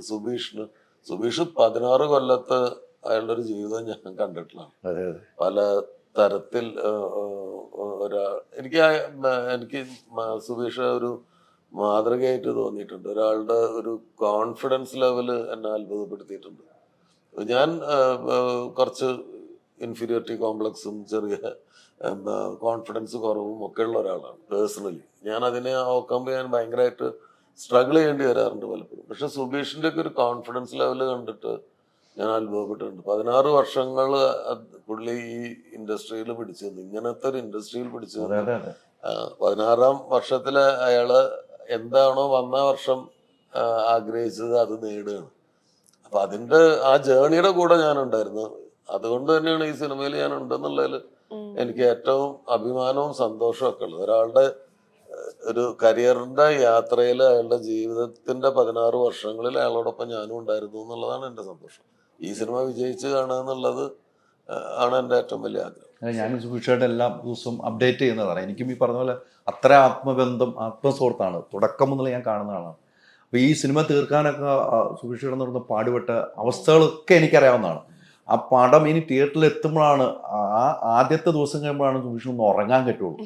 അത്രയും റിസ്കിലാണ് അവന്റെ ഓട്ടം എന്ന് എനിക്ക് പേഴ്സണലി അടുപ്പം കൊണ്ട് ഞാൻ പറയുന്നത്. സാറ് പറഞ്ഞൊരു പോയിന്റ് ആണ്. അതുകൊണ്ട് തന്നെയാണ് ഞാൻ ഇന്ന് ഇവിടെ. പിന്നെ അല്ലെങ്കിൽ സാറ് വന്നിരിക്കുവോ? ഞാൻ രാവിലെ ഇന്ന് 5 മണിക്ക് എത്തിയിട്ടുള്ള ഒരു മാസം നീണ്ടുനിന്ന ഒരു വലിയ യാത്ര കഴിഞ്ഞിട്ട് ഇന്ന് രാവിലെ 5 മണിക്ക് ഞാൻ വന്നിട്ടേ ഉള്ളൂ. പക്ഷെ ഞാൻ വരേണ്ടതാണെന്ന് എനിക്കറിയാം. കാരണം ഇതൊരു സർക്കിൾ കംപ്ലീറ്റ് ചെയ്യുകയാണ്. അല്ല, ഈ സാറ് കാണിക്കുന്ന ഈ ആർജവമൊക്കെ ഇപ്പോൾ ഉള്ള ആക്ടേഴ്സൊക്കെ കാണിച്ചാൽ സിനിമയുടെ പ്രൊമോഷനൊന്നും ഒരു കുറവും വരില്ല കേട്ടോ. അല്ലല്ല, അത് ഓരോ സിനിമയ്ക്കും അത് അർഹിക്കുന്ന ഒരു വിധിയുണ്ട്. ആ വിധിയിലേക്ക് തന്നെയാണ് ഇത് പോവുക. ആ വിധിയിലേക്ക് തന്നെയാണ് ചെല്ലേണ്ടത്. നമ്മളുടെ കാര്യങ്ങൾ, നമ്മൾക്ക് പറ്റുന്ന കാര്യങ്ങൾ ചെയ്തിട്ട് അതിന്റെ കൂടെ നിൽക്കുക എന്നുള്ളതാണ്. ബാക്കിയുള്ള ആ സിനിമയുടെ ജാതകം ആദ്യം അത് സിനിമയാക്കപ്പെടാൻ തീരുമാനിക്കുന്ന മൊമെന്റിൽ അതിന്റെ ഒരു ജാതകം കുറിക്കപ്പെടുന്നുണ്ട്. അപ്പൊ അത് അതുപോലെ തന്നെ സംഭവിക്കും. ഇതിന്റെ നല്ല ജാതകമാണ്, എനിക്ക് ഉറപ്പാണ്. തീർച്ചയായിട്ടും സാറിനെ നമുക്ക് പൊന്നാകട്ടെ. അല്ലെ, സാറ് പറഞ്ഞൊന്നും തെറ്റാറില്ല. അല്ലെ, ഇങ്ങനെ വേണം. ഒരു ഡയറക്ടർ എന്ന അപ്പുറവും ആക്ടറും പ്രൊഡ്യൂസറും എല്ലാ മേഖലയും കൈവച്ച ആളാണ് പറയുന്നത്.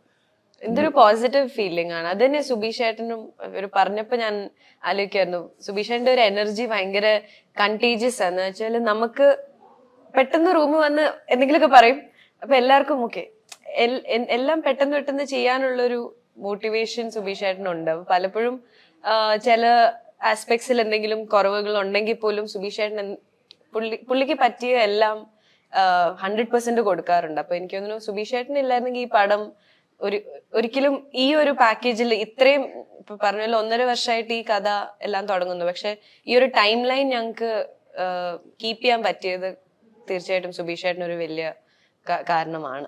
സുബീഷിന്റെ ഈ ക്യാരക്ടർ പറ്റിയ ഒരു മുഖം സുബീഷ് എന്നാണ് എന്റെ അല്ല, സുബീഷിന്റെ കാര്യം അല്ല, ഓരോ ആക്ടർക്കും അയാളുടെ ഒരു സ്പേസ് സിനിമയിൽ ഉണ്ട് എന്നാണ് ഞാൻ വിചാരിക്കുന്നത്. സുബീഷിനൊരു സ്പേസ് ഉണ്ട്. ആ സ്പേസിലേക്ക് ഇപ്പൊ കറക്റ്റ് വന്നു ചേർന്നിരിക്കണം. ഇതിന്റെ തുടർച്ചയായിട്ട് സുബീഷിന് സുബീഷിന്റെ പാറ്റേണിൽ കുറെ സിനിമകൾ ഉണ്ടാവും എന്നാണ് ഞാൻ വിചാരിക്കുന്നത്.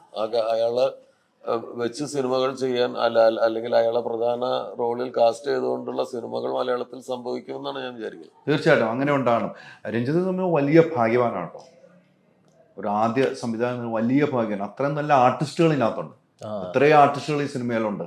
അതൊരു വലിയ ഭാഗ്യമല്ല. അത് എങ്ങനെ ഒത്തു എന്നുള്ളത് പിന്നീട് ചിന്തിച്ചിട്ടുണ്ടോ? അല്ല, രഞ്ജിത്തിന്റെ എക്സ്പീരിയൻസ് ഉണ്ടല്ലോ. രഞ്ജിത്ത് അല്ല, ബന്ധങ്ങളുണ്ടല്ലോ. അത്രയും എത്രയോ സിനിമ അസോസിയേറ്റ് ചെയ്ത് പോകാം. എനിക്കറിയാം, അതുകൊണ്ട് ഞാൻ ചോദിച്ചത്. അതും കൂടെ ഇതിനകത്തൊരു മുതൽ മുടക്ക് പോലെ വന്നില്ലേ? ആളുകളൊന്ന് നമുക്ക് ഒന്ന് കൺഫേം ചെയ്തെടുക്കാൻ വേണ്ടി ഗുണമായില്ലേ അത്, ആ എക്സ്പീരിയൻസ്? രഞ്ജിത്തേട്ടൻ ഫഹദിനെ പോലെ. അതെ അതെ അതെ അതെ. പക്ഷെ അസോസിയേറ്റ് ഇങ്ങനെയൊന്നും അല്ല കേട്ടോ. ഞാൻ പോയി ചെയ്തിട്ടുള്ള എനിക്കറിയാം. ആ സമയത്ത് ഇതൊന്നുമല്ല. നമ്മൾ 5 മിനിറ്റ് വൈകി ഒന്ന് മൂത്രമൊഴിക്കാൻ പോയി ഒന്ന് പേടിപ്പിച്ച് വെച്ചിട്ടുള്ള ആളാ. ഇപ്പൊ ഇവിടെ ഇരിക്കുമ്പോ എന്താ എളിമയാന്ന് നടക്കുമ്പോഴാണ് ഞാൻ ഇന്റർവ്യൂ വേറെ, ഡയറക്ഷൻ വേറെ. അല്ല, ഈ പറഞ്ഞ പോലെ വലിയൊരു ഭാഗ്യവാൻ തന്നെയാട്ടോ. അതാണ് ഞാൻ ഉദ്ദേശിച്ചതും. വലിയ ഒരു സംഘം ആൾക്കാരുണ്ട്. ഇപ്പൊ ഷെല്ലിനൊക്കെ എനിക്ക് എത്രയോ വർഷമായിട്ട് അറിയുന്നതാണ്. ഷെല്ലിയുടെ ഒക്കെ ഉഗ്രൻ ക്യാരക്ടറാണ് ഈ സിനിമയിൽ. നല്ല രസമായിട്ട് അവർ പെർഫോം ചെയ്യുന്നുണ്ട്. അവരുടെ കൂടെയൊക്കെ അഭിനയിക്കുമ്പോൾ അപ്പോഴാണ് നമുക്ക് ഇപ്പൊ ഒരു ആക്ടറെ നമ്മൾ സംവിധാനം ചെയ്യുന്നതിനേക്കാൾ കൂടുതൽ ഒരു ആക്ടറെ നമുക്ക് ഭയങ്കര ഇന്റൻസിറ്റിയോട് കൂടിയിട്ട് മനസ്സിലാവുക നമ്മൾ അവരുടെ ഓപ്പോസിറ്റ് നിൽക്കുമ്പോഴാണ്. അപ്പം ഓപ്പോസിറ്റ് നിൽക്കുന്ന ആളുടെ ഒരു റിയാക്ഷൻ പ്രശ്നമായാൽ, അല്ലെങ്കിൽ അയാൾ അത്ര സീരിയസ് അല്ലാതെ അപ്രോച്ചുള്ള ഒരാളായാൽ നമ്മളെ പോലുള്ള പുതിയ ആക്ടേഴ്സ് കുടുങ്ങിപ്പോകും. കാരണം നമ്മൾ അവരിൽ നിന്ന് അവരെ പ്ലഗ് ചെയ്തിട്ട് ഒരു എനർജി നമ്മൾ റിസീവ് ചെയ്യുന്നുണ്ട്. അവര് ചെയ്യുന്നത് കണ്ട് അവരുടെ മുഖത്ത് നോക്കുമ്പോൾ അറിയാതെ നമ്മളുടെ മുഖവും മാറുന്നുണ്ട്. അപ്പൊ അത് ഷെല്ലിയുടെ കൂടെ കുറെ സീനുകളിൽ ഞാൻ ഒരുമിച്ച് ഞങ്ങൾ കോമ്പിനേഷൻ ഉണ്ടായിരുന്നു. അപ്പോഴാണ് എനിക്ക് ശരിക്കും മനസ്സിലായത് ഒരു ഓപ്പോസിറ്റ് നിൽക്കുന്ന ആള് നന്നായി പെർഫോം ചെയ്യുമ്പോൾ അത് നമ്മളുടെ പണി എളുപ്പമാവുന്നുള്ളത്. നമ്മളറിയാതെ നമ്മൾ ബിഹേവ് ചെയ്ത് പോകും. അവരോട് റിയാക്ട് ചെയ്യുമ്പോൾ നമ്മളുടെ മുഖത്ത് അറിയാതെ എക്സ്പ്രഷൻസ് ഉണ്ടാവും. എൻ്റെ സ്റ്റോൺ ഫേസ് ആണ്. എൻ്റെ മുഖത്ത് വരെ ചില ഭാവങ്ങൾ ഉണ്ടാവുന്നുണ്ടെന്ന് ഞാൻ തിരിച്ചറിഞ്ഞത് ആ ഓപ്പോസിറ്റ് നിൽക്കുന്ന ആളുടെ ഒരു പെർഫോമൻസ് ആണ്. അതുപോലെ ഓരോ ആൾക്കാരും ഇതില് അജു വർഗീസ് ഉണ്ട്, ജാഫർ ഇടുക്കി ഉണ്ട്, കുറെ മിടുക്കന്മാരായിട്ടുള്ള ആക്ടേഴ്സ് ഇതിലുണ്ട്. എല്ലാം കൂടി ഇതൊരു നല്ല പാക്കേജ് ആയിരിക്കും. തീർച്ചയായിട്ടും. സാറേ, ഇപ്പം ഒരു നിർമ്മാതാവും കൂടിയാണ്. സമരങ്ങളൊക്കെ വരുവാണ് അല്ലേ? സാർ അറിഞ്ഞു കാണുമെന്ന് എനിക്ക് തോന്നുന്നു. ഇല്ല, ഞാൻ അറിഞ്ഞിട്ടില്ല. ഇപ്പം തിയേറ്റർ ഉടമകൾ ഞാൻ അങ്ങ് അന്റാർട്ടിക്കയിലായിരുന്നു. അതായത് എന്തേ ഇത് ഒഴിവാൻ വേണ്ടി അല്ല, സമരപ്രഖ്യാപനം നടന്നിരിക്കുന്നു. തിയേറ്റർ ഉടമകൾ സമരപ്രഖ്യാപനം നടക്കുന്നു. വലിയ രീതിയിലേക്ക് അത് ഒരു തെരുവ് യുദ്ധം പോലെ മാറിക്കഴിഞ്ഞിരിക്കുന്നു എന്നാണ് മനസ്സിലാക്കാൻ കഴിഞ്ഞത്. നിർമ്മാതാവെന്ന നിലയിൽ നിർമ്മാതാക്കൾ പറയുന്ന 2 ഡിമാൻഡുകളാണ് തിയേറ്റർ ഉടമകൾ പറയുന്നത്. ഒന്ന്, കണ്ടന്റ്. നമ്മൾ കൊടുക്കുന്ന കണ്ടന്റ് നമ്മുടെ പ്രൊജക്ടർ ഓടിക്കണം. അപ്പോൾ ഒരു നിർമ്മാതാവിനെ സംബന്ധിച്ചിടത്തോളം 5000 രൂപയ്ക്ക് അൺലിമിറ്റഡ് സിനിമ ഓടിക്കാൻ പറ്റുന്നു. UFO ഒക്കെ ആണെങ്കിൽ 12000 രൂപ വരുന്നു ഒരു 1 വീക്കിന് വേണ്ടി. ആ ഒരു പ്രശ്നമാണ് ഇപ്പം നിലനിൽക്കുന്നത്. അതിനാണ് സമരം പ്രഖ്യാപിച്ചിരിക്കുന്നത്. ഒരു നിർമ്മാതാവ് എന്ന നിലയിൽ സാർ എങ്ങനെ അത് കാണുന്നു? അല്ല, ഞാൻ സത്യസന്ധമായിട്ട് പറയുകയാണ്. ഞാനിവിടെ സ്ഥലത്തുണ്ടായിരുന്നില്ല. ഞാനൊരു 1.5 മാസമായിട്ട് അന്റാർട്ടിക്ക ഇതിലായിരുന്നു, ടൂറിലായിരുന്നു. അന്റാർട്ടിക്കയിലേക്കുള്ള ഒരു ക്രൂസിലായിരുന്നു. ഇന്ന് രാവിലെ 5 മണിക്കാണ് എത്തിയത്. അപ്പോൾ ഈ വാട്സപ്പോ മറ്റു സോഷ്യൽ മീഡിയ ഒന്നും ഇല്ലാത്ത സ്ഥലമാണെന്ന് അറിയാലോ. അങ്ങനെ ഒരു സ്ഥലത്തായിരുന്നു. അപ്പൊ എനിക്കിതിന് എന്താണ് യഥാർത്ഥത്തിൽ നടക്കുന്നത്, എന്തൊക്കെയാണ് ആവശ്യങ്ങൾ, അതിന്റെ ഡീറ്റെയിൽസ് ഒന്നും അറിയില്ല. അപ്പൊ അതുകൊണ്ട് ഞാനൊരു അഭിപ്രായം പറയാൻ എനിക്ക് അറിയാത്തോണ്ട്, സത്യസന്ധമായിട്ട് അറിയാത്തോണ്ടാണ്. അറിയുന്ന കാര്യങ്ങൾ പറയുന്നതിൽ ഒരു മടിയും. ഒരു സമരപ്രഖ്യാപനം അല്ല, സമരങ്ങള് ഇനി മലയാള സിനിമ താങ്ങില്ല എന്ന് തന്നെയാണ് ഞാൻ വിചാരിക്കുന്നത്. മലയാള സിനിമയിൽ ഇപ്പൊ ഒരു 3-4 സിനിമകൾ നന്നായി ഓടിക്കൊണ്ടിരിക്കുകയാണ്. വീണ്ടും ആളുകൾ തിയേറ്ററിലേക്ക് വരുന്ന ഒരു സ്വഭാവം തിരിച്ചു വന്നുകൊണ്ടിരിക്കുന്ന ഒരു സമയത്ത് എന്ത് കാരണം കൊണ്ടാണെങ്കിലും പണി മുടക്കിയിട്ടുള്ള, തിയേറ്റർ അടച്ചിട്ടിട്ടുള്ള ഇത് തിയേറ്റർ അടച്ചിടുകയാണ്. പുതിയ സിനിമകൾ റിലീസിന് എടുക്കുന്നില്ല. നമ്മുടെ സിനിമ പോലും പ്രതിസന്ധിയിലേക്ക് പോകണം, റിലീസ് എടുക്കുന്നില്ല അവർ. അല്ല, അതാണ് ഇത് സ്വന്തം നിലനിൽപ്പിന് അപകടമാക്കുന്നതാണ്. അത് ഞാൻ എല്ലാ കാലത്തും എന്താവശ്യങ്ങൾക്ക് വേണ്ടിയിട്ടാണെങ്കിലും ചർച്ചകളിലൂടെ പരിഹരിക്കുക എന്നല്ലാതെ സിനിമ ഒരു അത്യാവശ്യമുള്ള സാധനമൊന്നുമല്ല ജനങ്ങൾക്ക്. അരി പോലെ, ഊണ് പോലെ, വസ്ത്രം പോലെ, ചികിത്സ പോലെ യാതൊരു ആവശ്യമില്ല സിനിമ. സിനിമ എന്ന് പറയുന്നത് അവൻ്റെ അടുത്ത വിഷയമാണ്. അവൻ്റെ ഭക്ഷണവും വസ്ത്രവും ആരോഗ്യ പരിപാലനവും കഴിഞ്ഞിട്ടുള്ള ഒരു സാധനമാണ് വിനോദം എന്ന് പറയുന്നത്. ഒരു ബോണസ്. ആ, അത് അവിടെ ഉണ്ടെങ്കിൽ കൊള്ളാം, അവൻ വരും, അവൻ ആവശ്യമുണ്ട്, അവൻ സമയം ഇതെല്ലാം കഴിഞ്ഞ് ബാക്കി പൈസ ഉണ്ടെങ്കിൽ വരും. അങ്ങനെയുള്ള ഒരു സാധനത്തിൽ നമുക്ക് കൂടുതൽ ഡിമാൻഡിങ് ആവാൻ പറ്റില്ല. സമരം നമ്മളുടെ മാർഗം ആവാൻ പാടില്ല എന്നാണ് ഞാൻ വിചാരിക്കുന്നത്. സിനിമ എല്ലാം സിനിമ കൊണ്ട് ഉപജീവിക്കുന്ന ആൾക്കാരാണ്, നിർമ്മാതാവായാലും തിയേറ്ററുകാരനായാലും നടനായാലും ടെക്നീഷ്യനായാലും. അപ്പോൾ ഇവരാരോടാണ് സമരം ചെയ്യുന്നത്? ഇത് വലിയ അത്യാവശ്യമില്ലാത്ത ജനത്തിനോടാണ് സമരം ചെയ്യുന്നത്. നമ്മളുടെ നിലനിൽപ്പിനുള്ള കാര്യമാണ് പരസ്പരം കൂടി ആലോചിച്ച് പരിഹാരം ഉണ്ടാക്കുക എന്നല്ലാതെ സമരം സിനിമയ്ക്ക് പറ്റിയ, അതായത് തിയേറ്ററിൽ സിനിമ മുടക്കുന്ന ഒരു പരിപാടിയും സിനിമയ്ക്ക് പറ്റിയ ആരോഗ്യകരമായിട്ടുള്ള കാര്യമല്ല. അതിൻ്റെ കാരണം എന്തായാലും കൃത്യമായ ഒരു മറുപടി തന്നെയാണ് സാർ. ഒന്നും അറിഞ്ഞിട്ടില്ലെങ്കിലും ആ ഒരു കാരണങ്ങൾ എന്തായാലും ഒരു സമരം ഒന്നിനും ഒരു പരിഹാരമല്ല. ഏറ്റവും അവസാനമാണ് വിനോദം എന്ന് തിരഞ്ഞെടുത്ത ആളുകൾ പോകുന്നത്. വെല്ലുവിളിക്കുന്ന പൊതുജനത്തെയാണ്, പ്രേക്ഷകരെയാണ്. ആ സിനിമ അതുകൊണ്ട് ഉണ്ടാകുന്ന അപകടം അത് തന്നെയാണ്. കൃത്യമായ മറുപടിയാണ്. അടുത്ത പ്രൊജക്റ്റൊക്കെ എന്താണ്? അടുത്തത് ഞാനൊരു നോവലാണ്, ഒരു മലയാളം നോവൽ. ഇപ്പോൾ റിലീസായിട്ട് 1 വർഷത്തോളമായ ഒരു നോവലാണ്. അതാണ് സിനിമയാക്കാൻ ഉദ്ദേശിക്കുന്നത്. അതൊരു വലിയ പ്രോജക്റ്റാണ്, ഒരു മലയാളം കന്നഡ പ്രോജക്റ്റാണത്. അതിൻ്റെ കഥ നടക്കുന്നത് അങ്ങനെയാണ്. കർണാടകയുടെയും കേരളത്തിൻ്റെ അതിർത്തിയിലുള്ള വനപ്രദേശങ്ങളിൽ നടക്കുന്ന ഒരു 1966 തൊട്ടിട്ട് 2023 വരെയുള്ള കാലഘട്ടത്തിൽ നടക്കുന്ന 3 തലമുറകളുടെ കഥ പറയുന്ന ഒരു വലിയ സിനിമയാണ്. ഞാൻ ഇതുവരെ ചെയ്തിട്ടില്ലാത്തൊരു ജോണറിലുള്ള സിനിമയാണ്. ഒരു ആക്ഷൻ, വൈൽഡ് വെസ്റ്റ് സിനിമകളുടെയൊക്കെ ഒരു സ്വഭാവമുള്ളൊരു സിനിമയാണ്. അതാണ് അടുത്ത അത് അതിൻ്റെ ആദ്യ ഘട്ടത്തിലേക്ക് കടക്കുന്നേ ഉള്ളൂ. എഴുത്ത് കഴിയാറായിട്ടേ ഉള്ളൂ. അത് സിനിമ വേർഷൻ എന്ന് പറഞ്ഞാൽ നോവലൊരു ഇത്തിരി ബൃഹത്തായിട്ടുള്ള നോവലാണ്. അപ്പം അതിനൊരു സിനിമയിലേക്ക് ഒതുക്കുക എന്നുള്ളൊരു പരിപാടിയുണ്ട്. പിന്നെ അതിന് ഇംഗ്ലീഷ് ട്രാൻസ്ലേറ്റ് ചെയ്തിട്ട് അത് കന്നഡ ട്രാൻസ്ലേറ്റ് ചെയ്തിട്ട് കന്നഡ പ്രൊഡ്യൂസറും മലയാളം പ്രൊഡ്യൂസറും അത് അപ്രൂവ് ചെയ്ത് അങ്ങനെയൊക്കെയുള്ള കുറേ കാര്യങ്ങളുണ്ട്. കാസ്റ്റിംഗ് 2 ഭാഷകളിൽ നിന്നുള്ള ആക്ടേഴ്സ് വേണം. അപ്പോൾ വലിയൊരു പ്രൊജക്റ്റാണ്, വലിയ പ്രോജക്റ്റാണ്. അപ്പൊ അതുകൊണ്ടാണ് ഇപ്പൊ ഇതിലൊക്കെ അഭിനയിക്കാൻ പറ്റുന്നത്. അതാണ് അടുത്ത ഒരു മൂല്യം. സാറിന് എപ്പോഴെങ്കിലും സാറിലൂടെ വന്ന ഒത്തിരി ആളുകളുണ്ട്, അവർ പിന്നീട് സാറിലേക്ക് അടുക്കുന്നില്ല, അല്ലെങ്കിൽ സാറിന് ഇഷ്ടപ്പെടുന്നില്ല, അല്ലെങ്കിൽ സാറിന് ഇഷ്ടപ്പെടുന്നവരുണ്ട്, അങ്ങനെ എന്തെങ്കിലും തിരിച്ചറിവ് ഉണ്ടായിട്ടുണ്ട് സാറിന്? അങ്ങനെ ഒന്നുമില്ല. അല്ല, ഒന്നാമത് ഈ സിനിമ എന്ന് പറയുന്നത് ഞാനിപ്പോൾ ഒരാളെ അങ്ങോട്ട് രക്ഷിച്ചേക്കാമെന്നോ അല്ലെങ്കിൽ ഒരാളെ സഹായിച്ചേക്കാമെന്ന് വിചാരിച്ചിട്ട് ഞാൻ ഒരാൾക്ക് വേണ്ടിയിട്ടൊന്നും ചെയ്തിട്ടില്ല. എൻ്റെ സിനിമയിലൊരു പുതിയ ആൾ അഭിനയിച്ചിട്ടുണ്ടെങ്കിൽ അതിൻ്റെ അർത്ഥം ആ ക്യാരക്ടറിന് പറ്റിയ ആൾ അയാളാണെന്നുള്ളത് കൊണ്ട് ഞാൻ അയാളെ സമീപിച്ചു എന്നുള്ളതാണ്.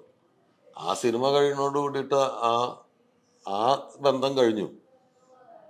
ആ സിനിമയ്ക്ക് വേണ്ടിയിട്ടാണ് അയാളെ ഹയർ ചെയ്യുന്നുള്ളതാണ്. അതിനിടയിൽ ഒരു വ്യക്തിബന്ധം ഉണ്ടായിട്ടുണ്ടെങ്കിൽ ആ ബന്ധം നിലനിൽക്കും, അല്ലെങ്കിലും ഒരു പ്രൊഫഷണൽ ബന്ധം നിലനിൽക്കും, അത്രേ ഉള്ളൂ. അതുകൊണ്ട് എൻ്റെ സിനിമയിലൂടെ വന്നതുകൊണ്ട് അയാൾ ജീവിതകാലം മുഴുവൻ എൻ്റെ അടിമയാണെന്നോ അല്ലെങ്കിൽ അയാൾ എപ്പോഴും എന്നെ സഹായിച്ചുകൊണ്ടിരിക്കണം എന്നൊന്നും ഒരർത്ഥമില്ല.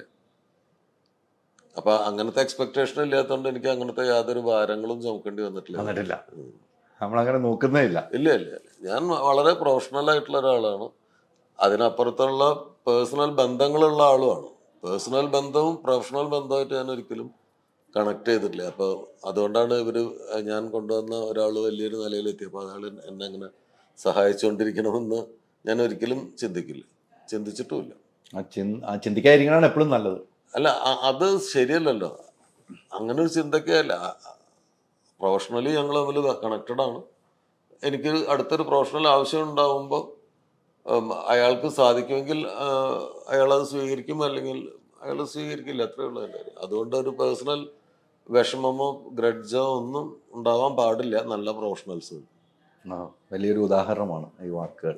ഒരു അടുത്ത പ്രൊജക്റ്റൊക്കെ അടുത്ത് മലയാളത്തില് നീരജ് മാധവിന്റെ കൂടെ ഒരു ഹോട്ട്സ്റ്റാർ വെബ് സീരീസ് ജസ്റ്റ് ഞങ്ങൾ റാപ്പ് ചെയ്തു. ലവ് അണ്ടർ കൺസ്ട്രക്ഷൻ എന്നാണ് അതിന്റെ ടൈറ്റില്. പിന്നെ തമിഴില് ഹോട്ട്സ്പോട്ട് എന്ന് പറഞ്ഞ ഞാനും ആദിത്യ ഭാസ്കർ 96-ലെ ഞങ്ങൾ പിന്നെയും പേരാവുന്നത്. അതെ, ഒന്നിക്കുകയാണല്ലേ? വീണ്ടും റീയുണൈറ്റഡ്.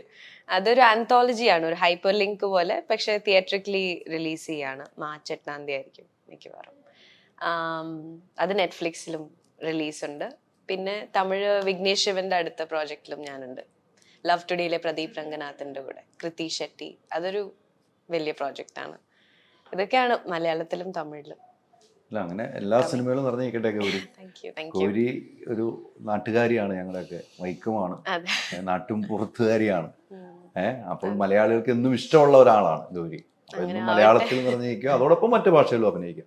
മലയാളം മറക്കാതെ മറ്റു ഭാഷയിൽ പോയിട്ട് തിരിച്ച് മലയാളത്തിലേക്ക് വരിക. അതെ, ഇങ്ങനെ റൗണ്ട് അടിച്ച് വരാം. അതല്ല, രണ്ട് സൈഡിലും ആൾക്കാർക്ക് മടുക്കില്ലേ. അതെ അതെ അതെ. എന്തായാലും ലാൽ ജോസ് സാറുമായിട്ട് ഈ സിനിമയോട് അങ്ങ് ചേർന്ന് നിന്നിട്ടുണ്ട്. ഇനി പിടി വിടാതെ നിന്നോണം. അതെ, എന്റെ ഭാഗ്യാണ്. ഇപ്പൊ പറഞ്ഞ പോലെ ഇത്ര പ്രൊഫഷണൽ ആയിട്ടുള്ളൊരു ഡയറക്ടർ, ആക്ടർ ഇപ്പൊ ഒന്നും കാണാനില്ല എന്ന് തോന്നുന്നു. സാറ് പറയുന്ന പലതും എന്ത് ശരിയാണ്. He's so simple as a person. ഇതാണ്, ഇങ്ങനെ വേണം എന്നുള്ളൊരു, ഇപ്പൊ വർക്ക് ചെയ്തില്ലെങ്കിൽ പോലും it's an honour to have known him. ഇതുപോലത്തെ ഒരു പേഴ്സണാലിറ്റിയെ എനിക്ക് ഇത്രയും സംസാരിക്കാനും പറ്റി, അറിയാൻ പറ്റി. അതന്നെ ഒരു വലിയ ഭാഗ്യമാണ്. തീർച്ചയായിട്ടും അങ്ങനെ ഉണ്ടാവണം എന്നും. ആ ബന്ധങ്ങൾ അങ്ങനെ തന്നെ തുടർന്ന് പോകട്ടെ. എന്തായാലും സംവിധാനം എന്തോരം ചോദിച്ചാലും അത് തലവെൽക്കുന്ന കുരുക്കുകളെന്ന് പറഞ്ഞിട്ട് കൂടുതൽ ചോദിക്കുന്നില്ല. ഈ പടം കഴിഞ്ഞിട്ട് അടുത്ത സിനിമ ചെയ്യാനുള്ള ഒരു അവസരം ഉണ്ടാകട്ടെ പ്രേക്ഷകരെ ഏറ്റെടുത്തിട്ട്. ഇതാണ് എനിക്ക് എൻ്റെ ഏറ്റവും അടുത്ത സുഹൃത്തിൻ്റെ അടുത്ത് പറയാനുള്ളൂ. അല്ലേ, എനിക്കതല്ലേ പറയാൻ പറ്റുള്ളൂ. എന്ത് ചോദിച്ചാൽ ഇങ്ങനെ ഇരിക്കി ചിരിച്ചോ, എനിക്ക് അത് ഭയങ്കര ഇഷ്ടപ്പെട്ടു. എന്ത് വെച്ചാലും ഭഗതിനെ പോലെ തലവിളിക്ക് ചിരിച്ചോണ്ടിരിക്കുന്നു പറഞ്ഞ് പഠിച്ചു വെച്ചോക്കാണ്. അല്ല, ഇങ്ങനെ എന്തെങ്കിലും പറയുന്നില്ലല്ലോ. എന്താണ് പ്രേക്ഷകരോട് പറയാനുള്ളത്? അതെങ്കിലും ഒന്ന് പറയും. പ്രേക്ഷകരോട് പറയാനുള്ള, ഈ സിനിമ എല്ലാ ആൾക്കാരും കണ്ടിരിക്കേണ്ട ഒരു സിനിമയാണ്. ഒരിക്കലെങ്കിലും കണ്ടിരിക്കണം. ഇതൊരു എന്റർടൈനർ സിനിമയാണെങ്കിലും വെറും ഒരു എന്റർടൈനർ അല്ല, ഞാൻ പറഞ്ഞല്ലോ.